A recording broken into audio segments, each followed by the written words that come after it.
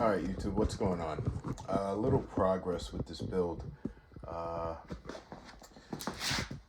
received the water cooling jackets from Offshore Electronics, OSC, and beautiful quality, nice oversized O-rings, at least on this one, the one on the left. This one, the O-rings were okay.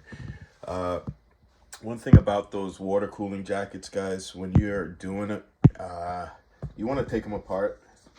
Make sure you put some gasket sealer on the nipples here when they screw in, when they thread in. They don't have any. This one had sealant on it, so it's weird. This one is the OSC one. This one is a aftermarket one that they still sell. So theirs was sealed. O-rings were nice. This one wasn't sealed. It was tight, but it wasn't sealed. So I took it all apart, sealed it, and then I put some black RTV on the inside of the O-rings. Well, on the inside of the case where the O-rings sit inside of there. And then once you push it on there, it all squishes out. And I coated a little bit on the front so it all kind of smushed through. And made sure that the fluid lines were clear. Let it sit for a couple minutes, started up the motor, did a torque test on it, and then I ran it on 3S for a while, got some heat in it. Then I ran water through the system and it works fine. No leaks.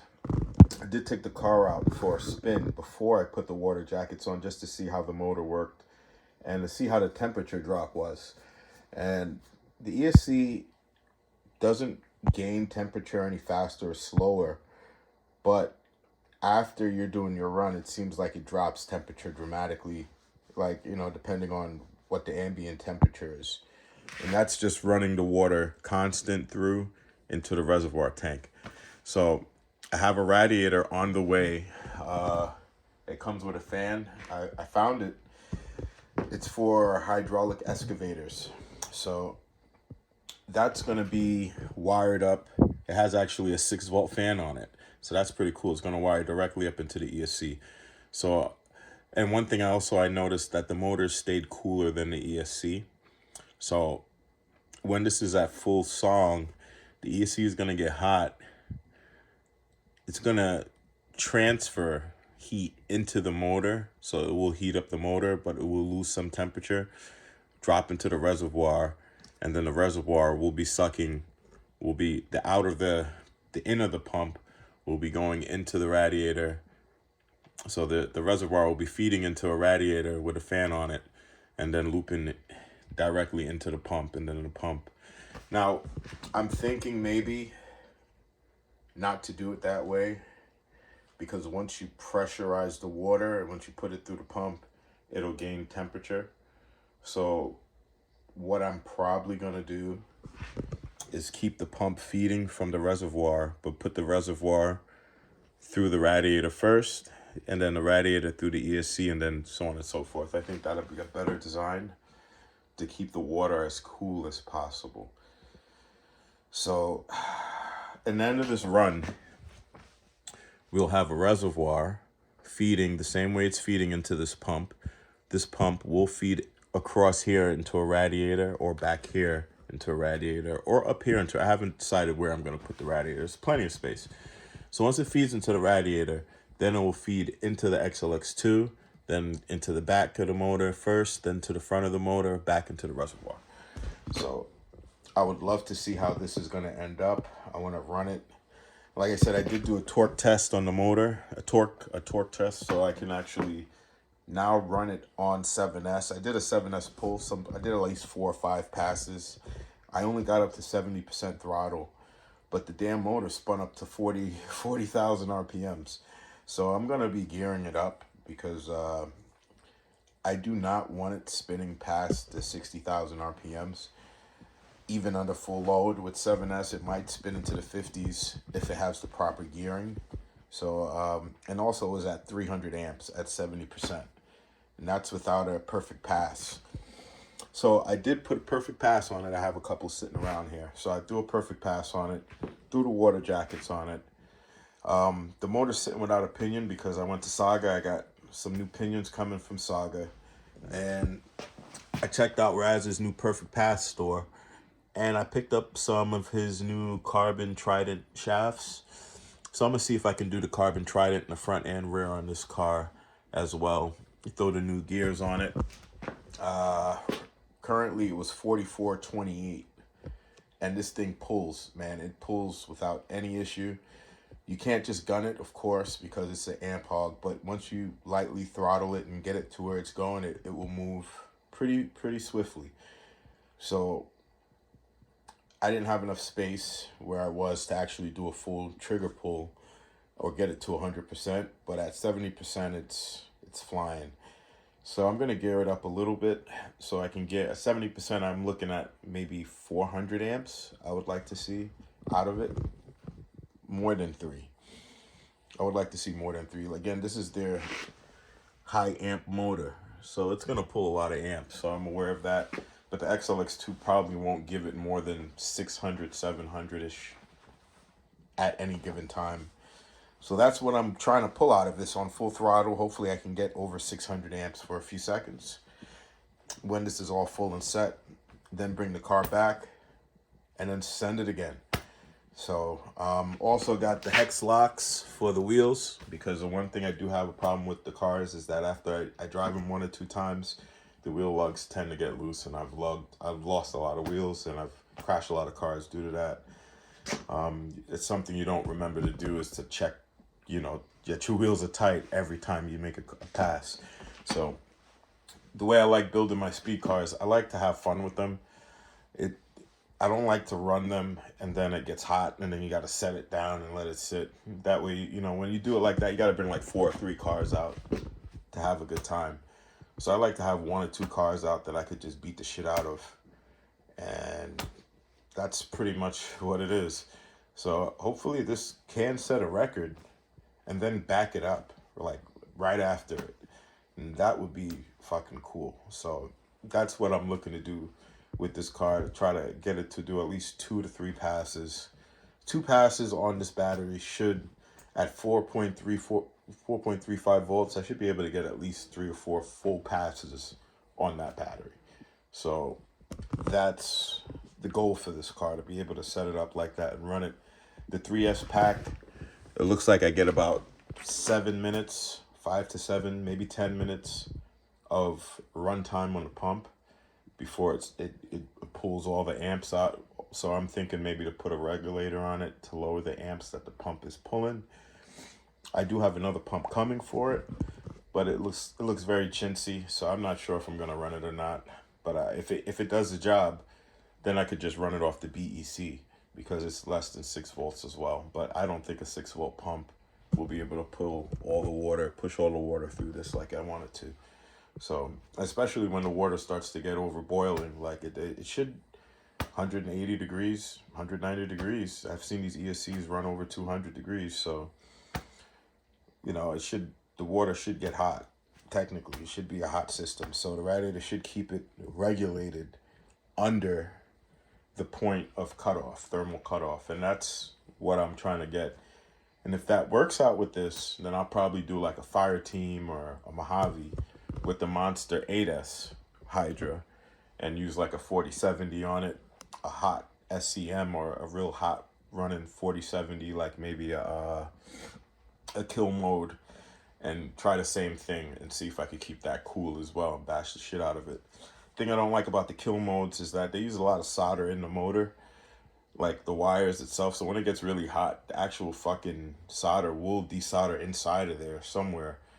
Like they coat the wire with a lot of solder, so that will desolder and get on a magnet. I actually sold somebody a motor and it burnt up that way. So that's one thing I don't like about the kill modes. I do like the new motors. They're carbon wrapped, no extra bullshit with them, and they're pretty much the most efficient outside of the LMTs. New in the LMTs, I think, are the most efficient motors that you can run right now. So I like them both, but they're both expensive, man. So it's becoming an expensive hobby when you do it that way. So again, this car, I did rebuild it. This was a 10S car. I do have that LMT sitting. I'm not sure what I'm gonna do with it until I find a new project. It's gonna sit. But aluminum arms, front and rear, really tighten up the car. So if you guys were ever thinking about doing it and you're not bashing the car, definitely do aluminum front and rear on all the suspension, because like the only thing that's not metal on this kinda is this plastic turnbuckle piece, which I will be swapping out. But everything else, car's pretty light.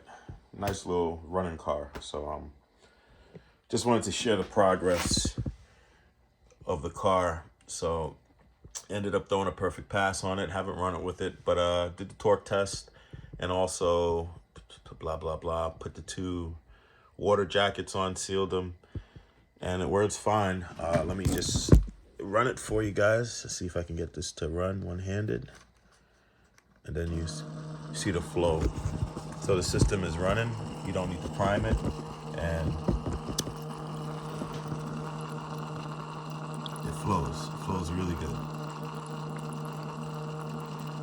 So once, and that's another thing. I don't know if I should have the pump always running or not. I don't know if I think it won't be as cool, but there's no way for me right now to kind of put a thermostat trigger on it. I don't know. I have to look that up. Maybe I could find an electronic thermostat for it, then I could hook it all up to that. But this thing will get hot very fast if you don't have water flowing.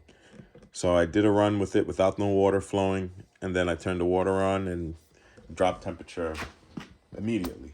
And I was on a bench. So I can only imagine if I'm taking it out, it'll probably kick the thermostat on before I even get to the staging lane.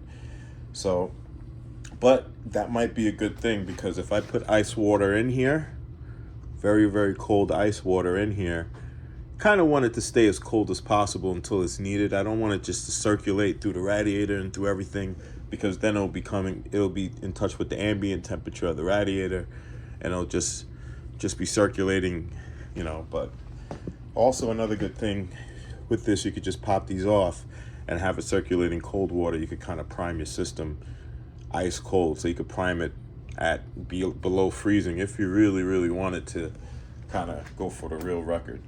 So that's why I'm building this, to see how much I could push the Hydra. I'm going to look for a location where I can actually send it. But until then, I'm going to be using the torque control and testing it, running it, getting as much runtime as I can out of the system, because I did build it to enjoy it outside of speed running it. So with the torque control, you can drive it. You can actually give it full trigger, drive it, and the torque control, demand control from the ESC will slow down that motor and just let it pull through to whatever torque percentage you have. So that is a good way to break in motors, break in your tires with full power. Test your full power system out without actually having to be gentle on your trigger. And it's also a good way to test out your perfect pass, so you can gauge how it's doing, count the seconds, see how it's running while the torque control's on minus 100. Then you'll know what it's doing, and you can check out your log, see how the ramp is, see if it's too aggressive or not. You can raise it, lower it, your curve, whatever you want before you raise your torque up. That's just a tuning tool that I use. It makes my RCs a lot more enjoyable. All right. Also, a lot of people are having issues with the radio link receivers. Just to let you guys know, I do have this wire here. I have a couple of extra ones, but it's a male to an IPEX for the radio link RG. And I have mine over here. I'll just show you how I have it set up. It's a great radio, but the older one is a better one. I have one over here on the floor. It doesn't work. It's broken. It glitched on me. I turned it on one day, went to go for a speed run, and it just beep, beep, beep, beep. It just stopped working. So new batteries and all. So pick this up, see what it'll do. And yeah, so any generic Wi-Fi radio extender will work with this. So pretty much you open up, take up all the screws, one screw there, pull this plastic piece off. There should be a screw underneath it, and then another screw there, another screw somewhere else. You'll find all the screws once you pull this plastic piece off. It just pries off. And then once you separate the case, underneath the dash in the corner.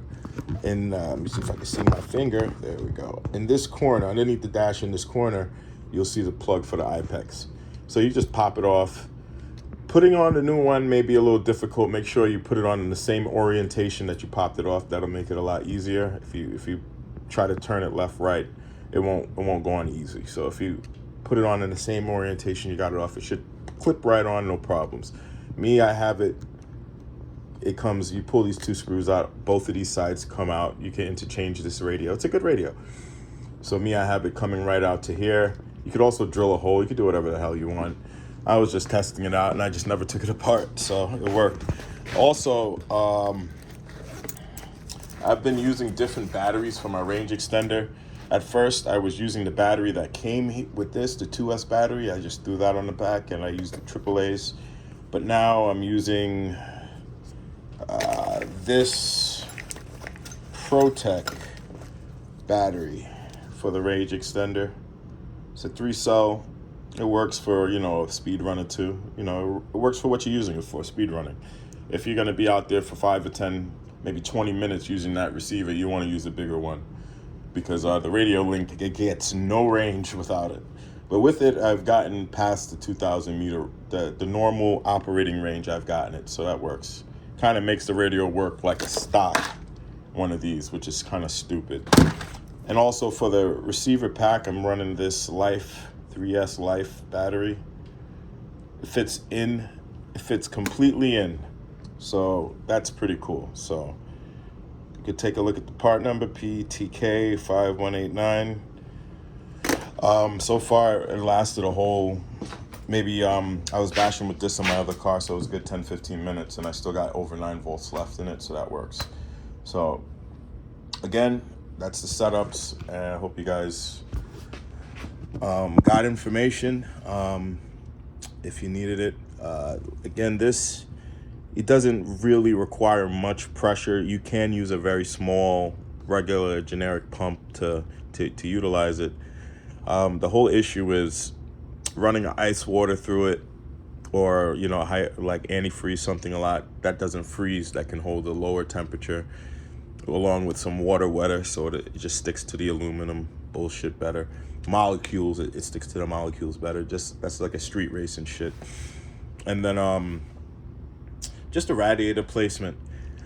And it would be nice, like I said, to have it all self-contained off of this. So this will be powering the radiator fan, but if this could power the pump as well, I would actually like that, but I don't know if it would overload this little fan port. I have the fan port changed as well, so that's already in preparation for that, and it does work. So if you guys were wondering, the fan port does work on the Hydra just like a normal XLX2. So if you guys were wondering that, it does. And yeah, so again, just the RAS shafts. I'm gonna try to run the carbon trident in the rear as well. M2C racing lugs, so I could run the tires all day long until they're bald, and then that's it. No more upgrades on this, and some Saga pinions, and then the car is ready to send. Also have the NASCAR body. I have the truck body on it. I was thinking to run the other NASCAR body, but I'm gonna leave this as a truck, and I'll just build another car up for that later on in life. But yeah, that's the setup. Yeah.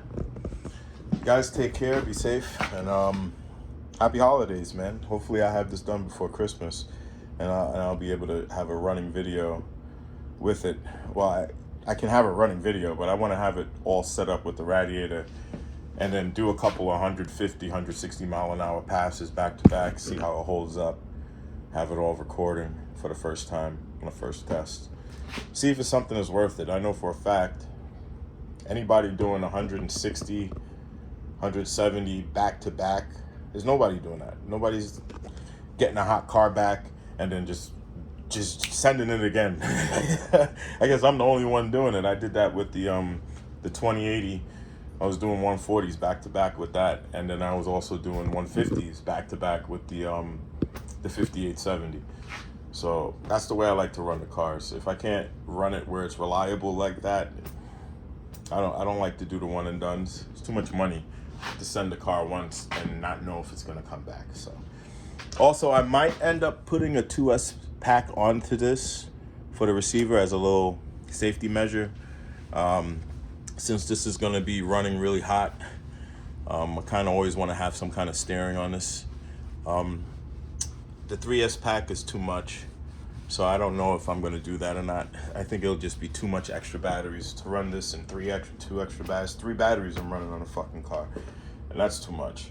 So the 3S pack there, it could power the lights if I wanted to. It could do a lot. It could power all the accessories.